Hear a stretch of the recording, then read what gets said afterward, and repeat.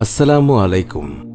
আল্লাহ রাব্বুল আলামিন তিনি যাকে সাহায্য করতে চান তাকে এমনভাবে সাহায্য করেন যে এই ঘটনা না শুনলে তা কখনোই বুঝতে পারবেন না। এই ঘটনাটি একটি মহিলার কাছে থেকে শোনা, যিনি ঘটনাটিকে ঠিক এইভাবে বর্ণনা করেছেন। আমার স্বামী কোনো এক কারণবশত আমায় ছেড়ে অনেক দূরে চলে যায়। আমি অনেক কষ্টে দিন কাটাতে থাকি। সেই সময় আমি একটি অল্প বয়সী বাচ্চার মা। তখন আমার কাছে আমার বাবা থাকতেন। বৃদ্ধ বাবা অনেক অসুস্থ ছিলেন। আমাদের অনেক কষ্টে জীবন কাটাতে হতো। ঠিকমতো আমাদের খাবারও জুটত না। যদি দুপুরে কোনোভাবে খাবার পেতাম তবে রাত্রে না খেয়ে ঘুমিয়ে পড়তে হতো। ভালোভাবে খেতেও পেতাম না আমরা। অনেক অভাবী সংসার, তবুও ধৈর্য সহকারে আমি যে কোনো অবস্থায় আল্লাহর শুকরিয়া আদায় করতাম। কোনোভাবেই আমি নিরাশ হতাম না। এইভাবেই চলছিল আমাদের জীবন। হঠাৎ এক রাত্রিতে আল্লাহ আমাদেরকে এমন এক পরীক্ষার মধ্যে ফেলে দিলেন, যে ধরনের পরীক্ষায় তিনি আগে কখনোই ফেলেননি। আমার ছোট্ট সন্তানের ভীষণ জ্বর আসে। জ্বরের পরিমাণ এতই বেশি ছিল যে মনে হচ্ছিল তার শরীর পুড়ে যাচ্ছে। মেয়ের চিন্তায় আমি এবং আমার বাবা খিদেও ভুলে গেলাম। এমন বিপদের মুখে এর আগে যে কখনোই পড়িনি। কি করব তখন কিছুই বুঝে উঠতে পারছিলাম না।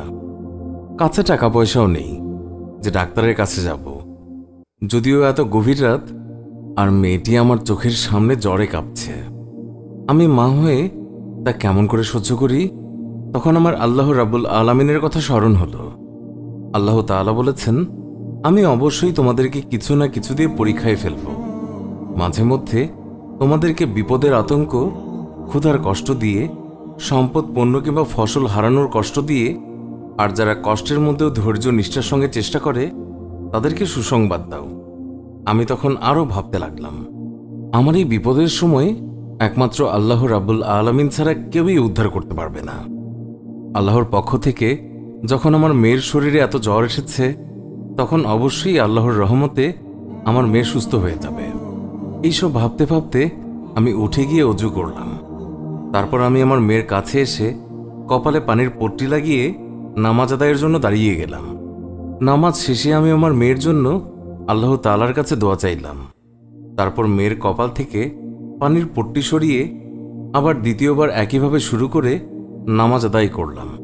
নামাজ শেষে আল্লাহর কাছে প্রাণ ভরে মেয়ের জন্য দোয়া চাইলাম। এইভাবে বেশ কয়েকবার চালিয়ে যাওয়ার পর হঠাৎ কেউ একজন দরজায় কড়া নাড়ল। তখন আমি আর আমার বাবা অনেক অবাক হয়ে গেলাম। এত রাত্রে কে আসতে পারে? আমার বাবা জিজ্ঞাসা করলেন, দরজার ওপাশে কে? তখন দরজার ওপাশ থেকে আওয়াজ আসলো, আমি ডাক্তার। তখন আমি আর বাবা দুজনেই অনেক বিস্মিত হয়ে গেলাম। ভাবলাম, এত রাতে কে ডাক্তার ডাকল? বাবা তখন দরজাটি খুলে দিলেন। ডাক্তার তখন ঘরে প্রবেশ করে জিজ্ঞাসা করলেন যে রোগী কোথায়। আমি তখন বাচ্চার দিকে ইশারা করে দিলাম। ডাক্তার চিকিৎসা করার পর আমার হাতে একটা কাগজের টুকরো ধরিয়ে দিয়ে বললেন, আমার ফিসটা দিয়ে দিন, আমি চলে যাব। আমি তখন বললাম, ডাক্তার সাহেব, আপনাকে দেওয়ার মতো আমার কাছে তো কিছুই নেই। এমনকি আমাদের ঘরে কয়েকদিন থেকে খাবার পর্যন্ত নেই। আমার এই কথা শুনে ডাক্তার রেগে আমাকে ধমকের সুরে বললেন, ফিস দেওয়ার ক্ষমতা যদি নাই থাকে তাহলে এত রাত্রিতে আমাকে টেলিফোন করে কেন ডাকলেন? কেনই বা আমার এত রাত্রিতে ঘুম ভাঙিয়ে কষ্ট দিলেন? ডাক্তারের মুখে যখনই আমি এই কথাগুলো শুনলাম, তখন আমি ভাবলাম, ডাক্তার মনে হয় ভুল করে আমাদের বাড়ি চলে এসেছেন। আমি তখন অনেক সাহস করে ডাক্তারকে বললাম, ডাক্তার সাহেব, আমরা আপনাকে টেলিফোন করে ডাকিনি। তাছাড়া আমাদের বাড়িতে কোনো টেলিফোন নেই। আমরা ভালো করে খেতেই পাই না। একবেলা খাবার জুটলেও পরের বেলায় না খেয়ে থাকতে হয়। টাকার অভাবের জন্য মেয়েটির কষ্ট আমাকে দেখতে হচ্ছে। আর আপনি কি করে ভাবলেন যে আমাদের ঘরে টেলিফোন থাকবে? এই কথা শুনে ডাক্তার একেবারে স্তব্ধ হয়ে গেলেন। তারপর জিজ্ঞাসা করলেন, আচ্ছা, এটা কি তাহলে অমুকের বাড়ি নয়? আমি উত্তরে বললাম, জি না, এটা অমুকের বাড়ি নয়। অমুকের বাড়ি তো আমাদের বাড়ির পাশেই। আপনি মনে হয় ভুল করে চলে এসেছেন। এই কথা শুনে ডাক্তার সাহেব একটু চুপ থেকে আমাদের ঘর থেকে চলে গেলেন। কিছুক্ষণ পর আবার সেই ডাক্তার আমাদের ঘরে আসলেন। ডাক্তারের চোখ দিয়ে অনবরত জল গড়িয়ে পড়ছে। তিনি ক্ষীণ স্বরে আমাকে বললেন, আল্লাহর কসম, আমি আপনার ঘর থেকে ততক্ষণ পর্যন্ত যাব না যতক্ষণ না আপনি আপনার পুরো ঘটনা আমাকে বলবেন। আমি ডাক্তার সাহেবকে পুরো ঘটনা খুলে বললাম, যেভাবে আমি আমার মেয়ের কপালে পানির পট্টি রাখার পর নামাজ আদায়ের সময় আল্লাহর কাছে দোয়া চেয়েছিলাম, সাহায্য চেয়েছিলাম কেবলমাত্র আল্লাহর কাছেই। সব ঘটনা আমি ডাক্তার সাহেবকে খুলে বললাম। ডাক্তার সাহেব শুনে আমার ঘর থেকে বেরিয়ে পড়লেন এবং কিছুক্ষণ পর তিনি আমাদের জন্য রাতের খাবার এবং মেয়েটির জন্য ওষুধ এনে ডাক্তার সাহেব আমার হাতে দিয়ে বললেন, এগুলো আপনাদের জন্য, আর এক্ষুনি ওষুধটা মেয়েটিকে খাইয়ে দিন, এবং আল্লাহ যতদিন চাইবে তত দিন পর্যন্ত আমি প্রতি মাসে আমার বেতন থেকে কিছু পরিমাণ টাকা আপনাদেরকে সংসার চালানোর জন্য আমি দেব। ডাক্তারের আর বুঝতে বাকি রইল না যে মহিলাটি এত কষ্টের মাঝেও একেবারেই ধৈর্যহারা হয়নি। সে আল্লাহর প্রতি বিশ্বাস রেখেই কেবলমাত্র আল্লাহর কাছেই সাহায্য চেয়েছেন। তাই আল্লাহ এই মহিলার প্রতি খুশি হয়ে প্রতিদানস্বরূপ আমাকে পাঠিয়েছেন।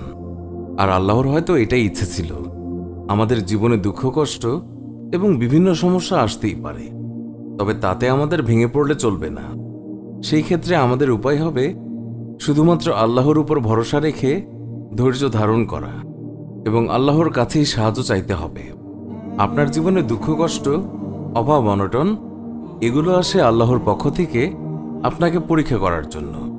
তো বন্ধুরা, এই ছিল আমাদের আজকের ভিডিও। আশা করছি আমাদের এই ভিডিওটি আপনাদের ভালো লেগেছে।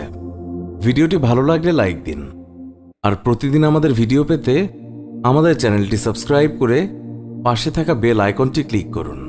এতে করে আমাদের নতুন ভিডিও নোটিফিকেশন, নতুন ভিডিও পাবলিশ হওয়া মাত্রই আপনার কাছে পৌঁছাবে। আজকের মতো বিদায় নিচ্ছি, দেখা হবে অন্য কোনো ভিডিওতে। ভালো থাকবেন। ধন্যবাদ সবাইকে।